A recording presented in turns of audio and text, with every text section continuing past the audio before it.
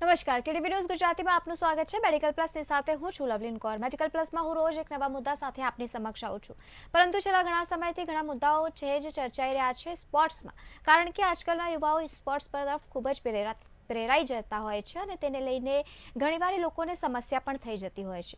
આજનો જે ટોપિક લીધો છે સ્પોર્ટ્સમાં જે યુવાઓ છે તેમના માટે પણ છે અને સાથે જ આજકાલ લોકોમાં હોર્મોનલ ઇમ્બેલેન્સ ખૂબ જ જોવા મળી રહ્યું છે, એના વિશે પણ વાત કરીશું। સાથે સાથે કે કઈ રીતે સાર સંભાળ રાખવી એ પણ, અને એવું પણ જાણીશું કે યુવા જે એથ્લેટ્સ છે તેમને જે સમસ્યાઓ થાય છે તેને લઈને એ લોકોને એન્ડ્રોક્રોનોલોજિસ્ટ પાસે જવું જોઈએ, કયા પ્રકારની જે માહિતી છે તે મેળવી જોઈએ। ખાસ કરી કે આ બધા જ ટોપિક ઉપર આજે આપણે ચર્ચા કરીશું અને ચર્ચા કરવા માટે આજે અમારી સાથે ડૉક્ટર મનોજ અગ્રવાલ જોડાઈ ગયા છે જે એન્ડ્રોક્રોનોલોજિસ્ટ છે। ડૉક્ટર, સ્વાગત છે આપનું કેટીવી ન્યૂઝ ગુજરાતીમાં।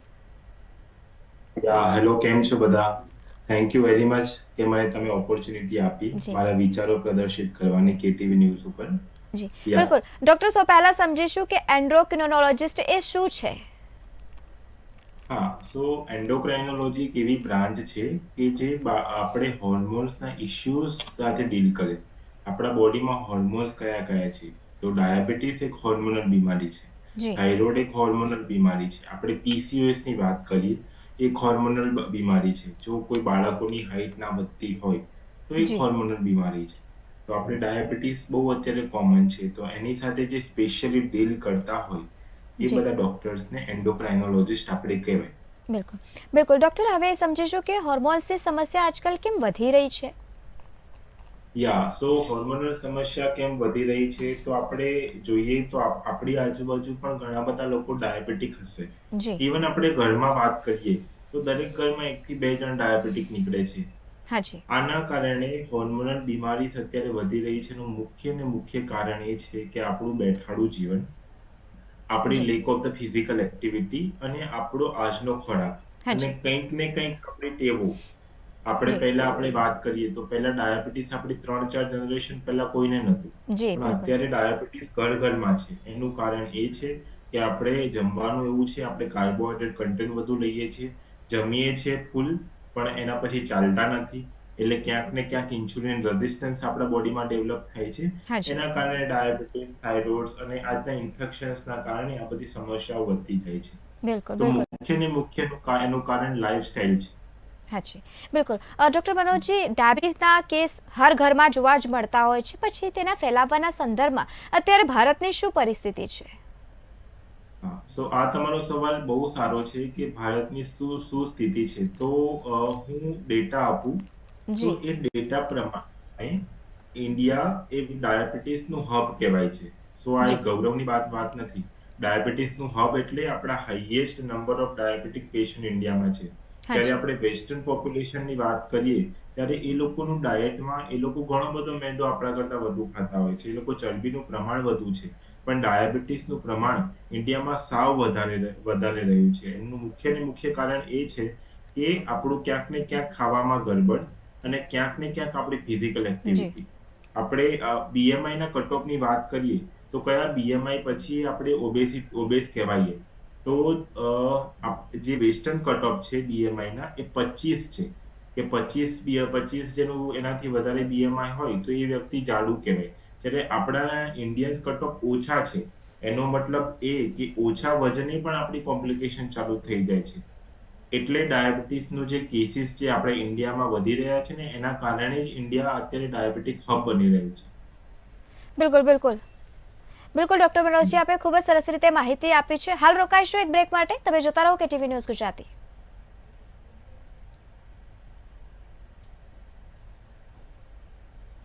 જો ફરાળી રિસોટો જનરલી તે સાંભળ્યું નહીં હોય, પણ આ મારી પોતાની ઇનોવેટિવ છે। અમે તમારી પાસે બીજી રેસીપી બી લાવી રહ્યા છે, તો હવે આપણે શું બનાવીશું? નેક્સ્ટ રેસીપી શું છે? ફરાળી પાસ્તા।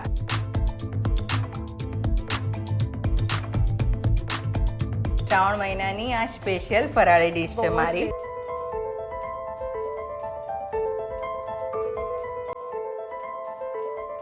આજે ફરી અમદાવાદ શહેરના માણિકબાગમાં નહેરુનગર પાસ આવેલા માણિકબાગનો એક ભૂવો આપણે બતાવીશું। અમે બનીશું આપનો અવાજ। કે અહીંયા પણ જ્યાં છત છે તે છત પડી છે. ઉઠાવો ફોન, કરો સીધી વાત. કાલે બી ઝાડ મૂક્યું હતું અને આજે બી મૂક્યું છે. દાવા પોકળ સાબિત થઈ રહ્યા છે. સુરત જિલ્લામાં મેઘરાજાએ તમામ રસ્તાઓ છે તે બિસ્માર બનાવી દીધા છે.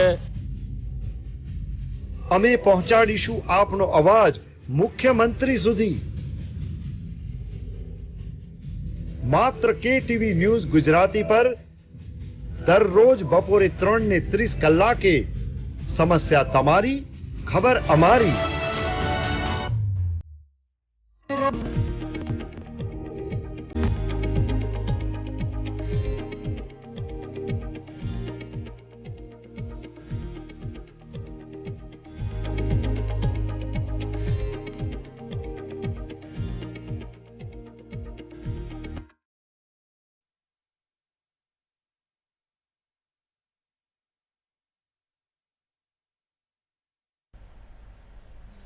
Welcome back. તો ફરી એકવાર સ્વાગત છે મેડિકલ પ્લસમાં. હવે આગળ સમજીશું કે સ્પોર્ટ્સ એન્ડોક્રિનોલોજી એટલે શું થાય છે. ડોક્ટર મનોજજી.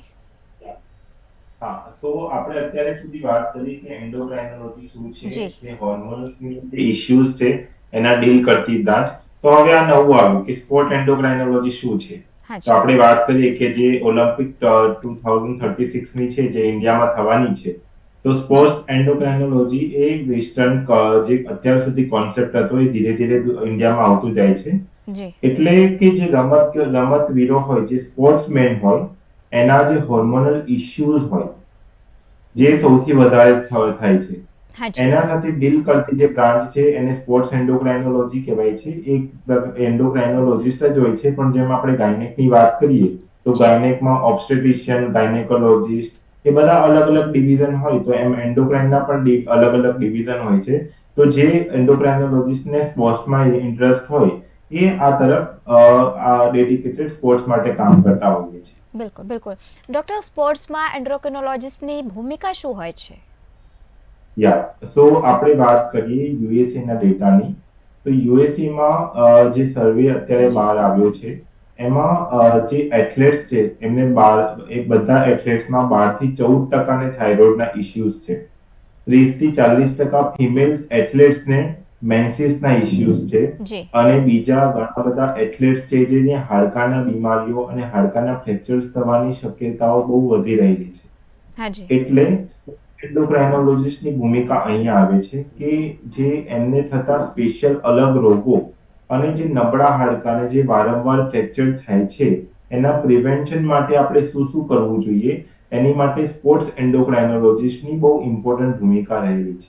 જી ધારો કે આપણે વાત કરીએ કે મારી પાસે જે કેસીસ આવે છે એ બધા કેસીસમાં એવું હોય છે કે અમુક ખેલાડીને વારંવાર ફ્રેક્ચર થતા હોય, એ ફ્રેક્ચર માટે ઓર્થોપેડિશિયનની ટ્રીટમેન્ટ લેતા હોય, પણ જ્યારે આપણે રૂટ કોઝ આપણે શોધવા જઈએ તો એનું રૂટ કોઝ એ હોય છે કે હોર્મોનલ ઇમ્બેલેન્સ. જી આ બધાના કારણે આમાં પર્ટિક્યુલર એવું ડેડિકેટેડ આપણે એન્ડોક્રાઇનોલોજિસ્ટ જોઈએ કે જે સ્પોર્ટ્સમાં કાર્યરત. હા જી બિલકુલ બિલકુલ. આજકાલ ડૉક્ટર મનોજજી એવું જોવા મળી રહ્યું છે કે આજકાલના યુવાઓમાં, ખાસ કરીને ખેલાડીઓ જે હોય છે, રમતવીરોમાં અલગ અલગ પ્રકારની સમસ્યાઓ જોવા મળતી હોય છે. કયા કયા પ્રકારની સમસ્યાઓ હવે વધી રહી છે? હા, સો આની પહેલા આ તમારા સવાલનો જવાબ આપતા પહેલા હું થોડું 2-3 મિનિટનું સમજાવીશ. જી બિલકુલ. આપણા જે સ્પોર્ટ્સ માટે જે ઇમ્પોર્ટન્ટ પાર્ટ છે, એક તો બોડી લેંગ્વેજ, જી બોડીની કેપેસિટી, આપણા મસલ્સ અને આપણા બોન. તો આપણા બોન અને મસલની સ્ટ્રેન્થ, જેમાં સ્પોર્ટ્સમાં એનું બહુ ઇમ્પોર્ટન્ટ છે, એ અલગ અલગ વસ્તુઓથી બને. એમાં હાડકાની મજબૂતાઈ જોઈએ, હાડકાને મજબૂત કરતા તત્વો જોઈએ. તો હાડકાને મજબૂત કરતા તત્વો કયા? Vitamin D, calcium. બીજું આપણે વાત કરીએ તો થાઇરોઇડનો હોર્મોન છે એ હાડકાને મજબૂત કરે. ત્રીજી વસ્તુ આપણે વાત કરીએ તો આપણું સેક્સ હોર્મોન, જે LH, FSH, જે ફિમેલમાં ઇસ્ટ્રોજન હોય, મેલમાં ટેસ્ટોસ્ટેરોન હોય, એ હાડકા અને મસલ બંનેને મજબૂત કરે. જો આની તકલીફ હોય તો હાડકાની તકલીફ થઈ શકે, વારે વારે ફ્રેક્ચર થઈ શકે, મસલ્સનો ગ્રોથ ના થાય એટલે આપણું પરફોર્મન્સ ઘટી શકે. અને બીજું કે સ્ત્રીમાં મેઇનલી જે ફિમેલ એથ્લેટ્સ છે એમાં ખાસ જોવા મળે છે કે મેન્સિસ ઇરેગ્યુલરિટીના કારણે એમને જે આગળ તકલીફો થઈ રહી છે એ ધીરે ધીરે અત્યારે વધી રહી છે. જી. તો હવે તમારા સવાલ ઉપર આવું કે અત્યારના યંગ જે સ્પોર્ટ્સમેન છે એ કઈ કઈ ઇશ્યુઝના ભાગ બને છે, તો મેઇનલી તો એ પ્યુબર્ટલ ઇશ્યુઝ એટલે એમની પ્યુબર્ટી ડેવલપ જ નથી થતી, એટલે સેક્સ હોર્મોનનો સર્જ ના થાય એટલે એમના હાડકાં નબળા થાય, મસલ્સનો ગ્રોથ ના થાય, એના કારણે એમનું પરફોર્મન્સ ઘટે. બીજી વસ્તુ છે કે એમનો થાઇરોઇડનું અલગ પ્રકારનું થાઇરોઇડ હોય છે, એ ડાયટ અને પાર્ટ ઓફ ધ ફિઝિકલ એક્ટિવિટીના કારણે આવે છે. એના કારણે પણ અગેન હાડકાનો ગ્રોથ ના થાય અને મસલનો ગ્રોથ ના થાય. બિલકુલ. તો આ બધી સમસ્યાઓ જે છે એ ધીરે ધીરે વધતી જાય છે અને આપણે બહુ એક સારી ટર્મ છે કે જેને કહેવાય રિલેટિવ એનર્જી ડેફિશિયન્ટ. એટલે ધારો કે આપણે 4 કલાકની આપણી કેપેસિટી હોય કામ જી. કરવાની, પણ આપણી કેપેસિટી 2 કલાકની જ રહે. એટલે આ બધા ઇશ્યુઝ ધીરે ધીરે વધતા જાય છે. બિલકુલ ડૉક્ટર મનોજજી, આજકાલ લાઇફસ્ટાઇલ ખૂબ જ ચેન્જીસ થઈ રહ્યું છે, તેને લઈને હાડકા પરની હોર્મોનલ અસર એટલે શું? સો હાડકાની હોર્મોનલ ઇફેક્ટ મેં તમને હમણાં સમજાવી એ રીતે જ કે કોઈ પણ હાડકું મજબૂત કરવા માટે ખાલી મજબૂત હાડકું જરૂરી નથી, એ હાડકાને મજબૂત કરવાવાળા તત્વો પણ જરૂરી છે. તો એને વિટામિન ડી એનું વ્યવસ્થિત હોવું જોઈએ, કેલ્શિયમ વ્યવસ્થિત હોવું જોઈએ, અહીંયાથી થાઇરોઇડનો હોર્મોન્સ આપણે મગજમાંથી છૂટવો જોઈએ. બીજું કે સેક્સ હોર્મોન જેનો બહુ જ ઇમ્પોર્ટન્ટ પાર્ટ છે હાડકાને મજબૂત કરવામાં, એનું સિક્રેશન નોર્મલ નિયમિત રીતે થવું જોઈએ. જી. પણ સ્પોર્ટ્સમેનમાં એમની ફિઝિકલ એક્ટિવિટીના કારણે અને એમના ડાયટના કારણે ક્યાંક ને ક્યાંક ડાયટ રેસ્ટ્રિક્શનના કારણે આ એનર્જી નેગેટિવમાં જતી રહે છે. એના કારણે મગજમાંથી જે સેક્સ હોર્મોનનું સિક્રેશન નથી થતું, જી. થાઇરોઇડનું સિક્રેશન નથી થતું, એના કારણે હાડકાની બીમારીઓ થાય છે. અને વારે વારે તમે જોયું હશે તો ન્યૂઝમાં દર વખતે આવે છે કે આ સ્પોર્ટ્સમેનને ફ્રેક્ચર થયું, બિલકુલ, આને જી. રિસ્ટનું ફ્રેક્ચર થયું. એનું કારણ આ છે. તો હાડકાની બીમારીઓ ધીરે ધીરે યંગ સ્પોર્ટ્સમેનમાં વધતી જાય છે. હાજી, બિલકુલ મનોજજી, આપે ખૂબ સરસ રીતે માહિતી આપી છે. હવે એ સમજીશું કે શું યુવા એથ્લેટ્સમાં પણ કોઈ તરુણાવસ્થાની સમસ્યા હોય છે કે કેમ? યસ. સો આપણે તરુણાવસ્થાની વાત કરીએ, તરુણાવસ્થાને આપણે ઇંગ્લિશમાં પ્યુબર્ટી કહેવાય. હવે પ્યુબર્ટી એટલે શું? પ્યુબર્ટી એટલે 10-11 વર્ષ સુધી છોકરા છોકરીઓ બધા સરખા હોય, એને બાળી અવસ્થા કહેવાય. પછીની 16-17 વર્ષની પછી એડલ્ટ કહેવાય, જી. એટલે એ મોટા કહેવાય. એના વચ્ચેનો ગેપ ટ્રાન્ઝિશનનો છે, જે બાળકથી યુવા સુધીનો થવાનો ટાઈમ, એને પ્યુબર્ટી કે તરુણાવસ્થા થાય. એમાં આપણે શું થાય કે જે છોકરીઓમાં હોય એમાં બ્રેસ્ટ ડેવલપમેન્ટ થાય, મેન્સિસ આવે, છોકરાઓમાં વોઇસ ચેન્જ થાય, દાઢી મૂછ થાય, બધા ચેન્જીસ આપણા બોડીમાં નોર્મલ ફિઝિયોલોજી પ્રમાણે થતા હોય. હવે એથ્લેટ્સ જે એમની કરિયર વહેલા ચાલુ કરે છે એમાં પ્યુબર્ટીના ઇશ્યુઝ બહુ થાય છે. એમની ઇન્ટેન્સ એક્ટિવિટીના કારણે એમનો જે પ્યુબર્ટી ડેવલપ થવી જોઈએ 12-13 વર્ષે, એ 15-16 વર્ષ સુધી નથી થતી. ઓકે, એના કારણે એમના ફ્રેક્ચર્સ થવાના, એમની યાદશક્તિના, એમના મસલ્સ ગ્રોથના ઇશ્યુ હોય છે. આ બધા એના કારણે પ્યુબર્ટી ડિલે થવા, જેને આને પર્ટિક્યુલર ટર્મ કહેવાય ડિલેડ પ્યુબર્ટી. આ ડિલેડ પ્યુબર્ટી થવાના કારણે મેં જે સમજાવ્યું એ બધી પ્રોબ્લેમ આવે છે. તો આજના જે યુવા વર્ગની વાત કરીએ તો યુવા વર્ગમાં ડિલેડ પ્યુબર્ટી થાય છે. બિલકુલ અને સાથે જે જે મહિલાઓ રમતવીરો હોય છે તે રમતવીરમાં સંબંધિત કોઈ ચોક્કસ સમસ્યા હોય છે કે કેમ? ઓકે, સો આપણે આ સવાલનો જવાબ આપતા પહેલા હું નોર્મલ મહિલાની ફિઝિયોલોજી સમજાવીશ. જે આપણે નોર્મલ મહિલામાં દર મહિને આપણે મેન્સિસ આવે છે, ફિઝિયોલોજીકલ સાયકલ છે. કોઈ પણ મહિલા તમે જોયું હશે બહુ સ્ટ્રેસમાં હશે તો એના મેન્સિસ તરત બંધ થઈ જશે. કોઈ પણ એવી ફિઝિયોલોજીકલ પ્રક્રિયાઓ જે હોય કે જેમાં તાવ હોય, કોઈ પણ બીમારી હોય, તો તરત મેન્સિસને ઇફેક્ટ થાય. તો આપણે સ્પોર્ટ્સમેનની વાત કરીએ કે જે સ્પોર્ટ્સ ફિમેલ છે કે જે આટલી બધું એક્ટિવિટી દિવસમાં 4 થી 5 કલાક ઇન્ટેન્સ એક્ટિવિટી કરતી હોય અને એ પ્રમાણે ડાયટ ના લેતી હોય તો આ બોડી માટે એક સ્ટ્રેસફુલ કન્ડિશન છે. એ સ્ટ્રેસફુલ કન્ડિશનમાં શું થાય કે અહીંયાથી જે મગજમાંથી આપણું સેક્સ હોર્મોનનું સિક્રેશન થતું હોય અને જે અંડાશયમાં જઈને ઇસ્ટ્રોજન રિલીઝ કરાવે, એ આખી એક્સિસ આખી ખોરવાઈ જાય. એના કારણે જે મહિલા એથ્લેટ્સ છે એમાં એમેનોરિયા એટલે માસિક ના થવાની બીમારીઓ બહુ કોમન છે. ઇન્ડિયાનો આપણી પાસે ડેટા નથી, પણ યુએસએ નો ડેટા, વેસ્ટર્ન કન્ટ્રીઝનો ડેટામાં એ પ્રમાણે છે કે 40 થી 50% જે મહિલા ખેલાડીઓ હોય છે એમાં આ ઇરેગ્યુલરિટીઝ એમને જોઈ છે. બિલકુલ. અને એનું જ કારણ છે કે ક્યાંક ને ક્યાંક આ મહિલા ખેલાડીઓ પૂરેપૂરું ટ્રાય કરવા છતાં પણ એટલું પરફોર્મન્સ આપી શકતી નથી. નથી. જી જી બિલકુલ બિલકુલ મનોજજી, હવે ઘણી મહિલાઓને મોસ્ટલી એમ તો પીસીઓએસની સમસ્યા બહુ જોવા મળતી હોય છે, તો શું તેની સારવાર અને રમતગમતના જે જીવન છે એ લોકોનું, એમાં કોઈ ફેરફાર થાય છે? યા સો આ સવાલનું થોડું મોડિફાઈ કરીશ જી. કે તમે સવાલ એ છે કે શું આ પીસીઓએસ છે? તો આ પીસીઓએસ નથી. ઘણા બધા લોકોને આવું જ થતું હોય છે કે કોઈ પણ મહિલાને પીરિયડ્સ ના થવાનું નામ પીસીઓએસ આપી દે છે, પણ હકીકતમાં આ સેકન્ડરી એમેનોરિયા છે. એટલે મગજમાંથી અહીંયાથી સિક્રેશન નથી થતું, એના કારણે મહિલા નથી આવતા જી. અને એ નોર્મલ ડોક્ટર્સ પાસે જાય છે અને એની સારવાર ઓસી પિલ્સ જે આપણે હોર્મોનલ પીલ હોય છે એ આપે હાજી. છે. તો ઉપરથી મહિલાને ખરાબ કરે અને ધીરે ધીરે એમની હાલત બહુ ખરાબ થતી છે. બિલકુલ. આની ટ્રીટમેન્ટ સાવ અલગ છે. આ જે સેકન્ડરી એમેનોરિયા કહેવાય, એમાં અમે જે મહિલા એથ્લેટ્સને થતી હોય એની ટ્રીટમેન્ટમાં અમે ડાયટ થેરાપી આપીએ, ન્યુટ્રિશન થેરાપી આપીએ, અચ્છા. એમાં એનું ફિઝિકલ એક્ટિવિટી મોડિફાઈ કરીએ કે આ કરવાથી તમને ઓછો તમારો સ્ટ્રેસ પહોંચશે. જી. પછી પણ જો ના થાય તો અમે સાયક્લિકલ થેરાપી આપીએ છીએ. જ્યારે પીસીઓએસ ની ટ્રીટમેન્ટ કન્ટિન્યુઅસ હોર્મોનલ થેરાપી છે, જ્યારે આની ટ્રીટમેન્ટ સાયક્લિકલ હોર્મોનલ થેરાપી છે. તો એ દરિયાના બે બાજુ છે. એટલે પીસીઓએસ એ સાવ અલગ વસ્તુ છે જી. અને મહિલા એથ્લેટ્સમાં પીરિયડ્સ ના થવા એ જી. સાવ અલગ વસ્તુ છે. તો આ બહુ સારો સવાલ છે કે આ બંને વસ્તુને અલગ રાખીને હાજી. આપણે જોવી પડે, કેમ કે દરેકની ટ્રીટમેન્ટ અલગ છે. જો આને વ્યવસ્થિત મેનેજ કરીએ તો આમાં ઘણી બધી સમસ્યાઓમાં એ લોકોને રાહત મળે છે. આપણે જે રશ્મિ રોકેટ પિક્ચર જોયું હશે, એમાં જે તાપસી પન્નુ છે એનું બિલકુલ. ટેસ્ટોસ્ટેરોન બહુ હાઈ હતું. હાજી. તો એ એક આવી કન્ડિશન હતી. ઓકે, તો એ કન્ડિશનને આપણે આઈડેન્ટિફાઈ કરીને એનું ટ્રીટમેન્ટ આપણે એ પ્રમાણે કરવી જોઈએ.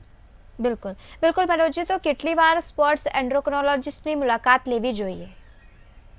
યા સો મારો આ સવાલનો જવાબ હું એ રીતે આપીશ કે જે દરેક જે એથ્લેટ્સ કે ખેલાડી જે સ્પોર્ટ્સમાં એમનું કરિયર આગળ વધારવા માંગતા હોય, એમને દર એક વર્ષે એમની તપાસ કરાવવી જોઈએ કે શું એમના હોર્મોન્સ બરાબર થાય છે કે નહીં, એમના હોર્મોન્સ બરાબર છૂટે છે કે નહીં. એની માટે જલ્દી એમને સ્ક્રીનિંગ કરાવવું જોઈએ. જી. પણ જો એમને એવું લાગતું હોય કે એમનું પરફોર્મન્સ ધીરે ધીરે ઓછું થઈ રહ્યું છે, એ લોકો 4 કલાક માટે પ્રેક્ટિસ કરી શકતા હતા, હવે 3 કલાકમાં થાકી જાય છે, જી. તો તરત જ બતાવવું જોઈએ. જો આનું લાઈવ એક્ઝામ્પલ આપું તો ક્રિસ ફ્રીમેન છે, ઓલિમ્પિક્સમાં એને 5 ગોલ્ડ મેડલ જીત્યા. હાજી. એનું જ્યારે 17 વર્ષના હતા ત્યારે એમને ખબર પડી, એમને ફિઝિકલ ચેકઅપના કે એનું ડાયાબિટીસ છે. અચ્છા. ડાયાબિટીસ એમને જોયું, ડાયાબિટીસ એને ટ્રીટ કર્યું અને બીજા જ વર્ષે ડાયાબિટીસના ચેલેન્જ સાથે ગોલ્ડ મેડલ જીત્યા. તેનો મતલબ કે જલ્દી આપણે સ્ક્રીનિંગ કરાવતા જઈએ તો ક્યાંક ને ક્યાંક આપણી જે સમસ્યાઓ જે સ્પોર્ટ્સની કરિયરમાંથી આપણને આઉટ કરી દે એ બધી સમસ્યા આપણે પ્રિવેન્ટ કરી શકીએ. જી બિલકુલ બિલકુલ મનોજજી, આપે ખૂબ સરસ રીતે માહિતી આપી છે. હવે એ સમજીશું કે સ્પોર્ટ્સમાં હોર્મોનલ દુરુપયોગ કેવી રીતે થાય છે અને તેને મેનેજ કરવા માટે શું કરવું જોઈએ? યા સો અગેન હું તમને રશ્મિ રોકેટનું એક્ઝામ્પલ આપું. એમાં ડોપિંગ ટેસ્ટમાં એને પકડી હતી, એનું ટેસ્ટોસ્ટેરોન જે તાપસી પન્નુનું હાઈ હતું, જી. એટલે એમાં એને એનું સસ્પેન્ડ કરી હતી કે એને હાજી. છે ને સ્પોર્ટ્સ નથી રમવાનું. જી. તો આ તો એક ફિઝિયોલોજીકલ રીઝન હતું, પણ એવું હોય છે કે સ્પોર્ટ્સમાં અમે મસલ્સ અને બોન ગ્રોથની વાત કરી તો એમાં ખેલાડીઓ પોતાનું પરફોર્મન્સ વધારવા માટે બહારથી ઇન્જેક્શન લેતા હોય છે. જી. તો એ ઇન્જેક્શન ખાલી ને ખાલી એનું સ્પોર્ટ્સનું પરફોર્મન્સ બગાડતો નથી, પણ એમનું હાર્ટ ખરાબ કરે છે, એમનું હૃદય ખરાબ કરે છે, એમના મસલ ખરાબ કરે છે, એમના બોન ખરાબ કરે છે. લાંબા સમયે ઇન્ફર્ટિલિટી જે બાળકો ના થવા એની સમસ્યાઓનો સામનો થાય છે, કેમ કે મગજથી આપણી બધી એક્સિસ એક સેટ હોય છે. જો એમાં થોડું પણ ઇન્ટરપ્શન આવે તો એ લોંગ ટર્મ્સના કોમ્પ્લિકેશન કરી શકે. આપણે હમણાં જ ઇન્સ્ટાગ્રામ અને ફેસબુકમાં અને યુટ્યુબમાં જોતા હોઈએ છીએ તો ઘણા બધા જે એથ્લેટ્સ હોય, જે એક્ટર્સ હોય, સડન ડેથ થતો હોય છે. જી. તો એનું ક્યાંક ને ક્યાંક કારણ આ છે કે હોર્મોનલ એબ્યુઝ કરતા હોય છે. હાજી. તો આ એક એવી રીત છે કે તરત આપણે એનો રોક લગાવવો જોઈએ અને જો કોઈ પણ વ્યક્તિ લેતું હોય તો એની તરત સારવાર કરવી જોઈએ તાકી એને આપણે રિવર્સિબલ કરી શકીએ. બિલકુલ. મારી પાસે હમણાં જ એક કેસ છે, 35 યરના ઓલ્ડ એથ્લેટ્સ જે જીમમાં સારું એમનું કેરિયર છે હાજી એ ઘણું બધી વસ્તુ જે hormonal abuse testosterone growth hormone એ બધું લે છે એના કારણે એને સડન હાઇપોગ્લાયસીમિયા થઈ ગયું, બેભાન થઈ ગયા અને આઈસીયુમાં ભરતી થવાનું કારણ થયું. અને પછી એમને જોયું તો એમનું ડાયાબિટીસ આવ્યું, એમનું કોલેસ્ટેરોલ આવ્યું, હાડકા નબળા આવ્યા. તો આ બધી સમસ્યાઓ સ્પોર્ટ્સ અબ્યુઝના કારણે થઈ શકે છે, જેને આપણે રોકવી જોઈએ. જી બિલકુલ બિલકુલ. તો હવે ડૉક્ટર મનોજજી કોઈ એવી ટિપ્સ આપો કે જેમાં સ્પોર્ટ્સમેન પોતાની જે પરફોર્મન્સ છે તે વધારી શકે. ઓકે, હા. તો સ્પોર્ટ્સના પરફોર્મન્સ આપણે કેવી રીતે વધારી શકાય, તો એની માટે હું જો શોર્ટ એન્ડ સ્વીટ ટિપ્સ આપું તો એની માટે કે દરેક ખેલાડીએ એમનું પોતાનું રૂટીન ફિક્સ કરવું જોઈએ, રૂટીન પ્રમાણે ચાલવું જોઈએ. આપણે વાત કરીએ બ્રાઝિલના જે અને ચાઇનામાં જે ઓલિમ્પિક્સ જે ગોલ્ડ મેડલ લાવે છે એનું કારણ એ છે કે એમનું જે રૂટીન છે ક્યારેય ડિસ્ટર્બ થતું નથી. ખાસ કે જ્યારે આપણી કોમ્પિટિશન હોય ત્યારે કોમ્પિટિશનમાં શું હોય, આપણને અનનેસેસરી સ્ટ્રેસ હોય, ત્યારે આપણે ઊંઘ ના આવે. તો ઊંઘ બહુ ઇમ્પોર્ટન્ટ છે. તો કોઈ પણ ખેલાડીઓએ કોમ્પિટિશનના દિવસે પણ અને રૂટીન દિવસે 6 થી 8 કલાકની ઊંઘ લેવી જોઈએ. પછી મોબાઈલ અને ફોન અને સોશિયલ મીડિયાનો ઉપયોગ સ્પોર્ટ્સમેન માટે 30 મિનિટથી વધુ વર્જ્ય છે. બિલકુલ. એટલે એમના રમતગમતના ભાગ ઉપરાંત એમને 30 મિનિટથી વધુ એમને મોબાઈલ અને ટીવીનો ઉપયોગ ના કરવો જોઈએ. સારી સ્લીપ હોવી જોઈએ અને સ્લીપનો ટાઈમિંગ પણ છે એનો 12 થી 7 નો એ ટાઈમિંગ સૌથી સારો છે, કેમ કે આપણે સવારે આપણા બોડીમાં સ્ટ્રેસ હોર્મોન છૂટે, એ ફિઝિયોલોજિકલ સ્ટ્રેસ છે, એ 8 વાગે છૂટતો હોય એટલે એમને મિનિમમ 7 વાગે ઉઠવું જોઈએ. બીજું એમનો જે ડાયટ છે, ડાયટ એમની ફિઝિકલ એક્ટિવિટી પ્રમાણે મોડિફાઈ કરવું જોઈએ, હોર્મોનલ એબ્યુઝ ના કરવા જોઈએ અને મેઇન એમનું વિટામિન ડી અને કેલ્શિયમ એમને સપ્લિમેન્ટ્સ લેતા રહેવું જોઈએ. બિલકુલ. તો આ સિમ્પલ ટિપ્સ છે કે જેમનું પરફોર્મન્સ 0 થી 50% જેવું વધારી શકે. હાજી બિલકુલ બિલકુલ મનોજજી, આપે ખૂબ જ સરસ રીતે ડેપ્થમાં માહિતી આપી છે અમારા દર્શક મિત્રોને. આપનો ખૂબ ખૂબ આભાર કેટીવી ન્યૂઝ ગુજરાતી સાથે જોડાવા બદલ. Thank you very much. અને આ એવી વસ્તુ છે કે જે હવે ગુજરાતમાં ઇમર્જિંગ છે, તો આ બધા જે સ્પોર્ટ્સ વાળા જે સાંભળે છે એમને આ વસ્તુ ફોલો કરવી જોઈએ. અને થેન્ક યુ આવા ટોપિક ઉપર આપણે અત્યારે ચર્ચા કરી એની માટે થેન્ક યુ વેરી મચ. જી બિલકુલ મનોજજી. તો તમે પણ દર્શક મિત્રો જે રીતે જોયું કે સાથે જ ડૉક્ટર અમારી સાથે આજે જોડાયા હતા અને તમામ એવા એથ્લેટિક્સ જે કામ કરી રહ્યા છે અને પ્રગતિ પર છે, પરંતુ જે સમસ્યા થાય છે તેના નિરાકરણ માટે જ આજે અમારી સાથે ડૉક્ટર જોડાયા હતા. મેડિકલ પ્લસમાં બસ હાલ આટલું જ. કાલે ફરી મળીશું એક નવા મુદ્દા સાથે. ત્યાં સુધી જોતા રહો કેટીવી ન્યૂઝ ગુજરાતી.